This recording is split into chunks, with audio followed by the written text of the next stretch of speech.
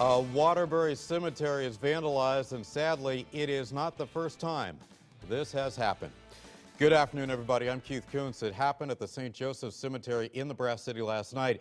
Dozens and dozens of gravestones were knocked over. A number of our News 8 viewers reached out to us through our reported feature to let us know exactly what happened there. News 8's Ken Pierce live in Waterbury this noon with the very latest. And Ken, as I mentioned earlier, this has happened before at that very same cemetery, correct?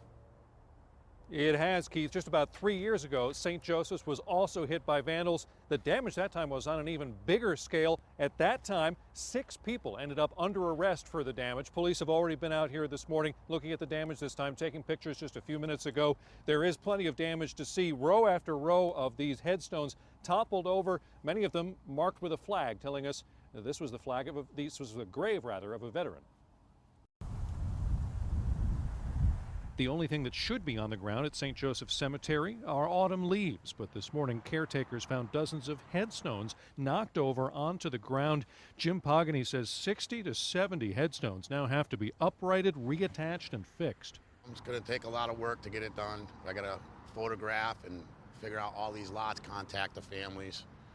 So it's a lot of work. The more you walk through the grounds, the more stones you see, and many of them have flags next to them, meaning these vandals knocked over headstones of veterans the day after Veterans Day. To give you some idea how brazen this was, Hamilton Avenue right there is a very busy street, and whoever knocked over these stones had to be standing right here to knock over this one because it literally landed on the sidewalk. But as bad as this destruction is, it's nothing compared to what this same cemetery had to deal with just 3 years ago. In October of 2011, vandals hit both the new and old St. Joseph cemeteries and knocked over about 250 headstones.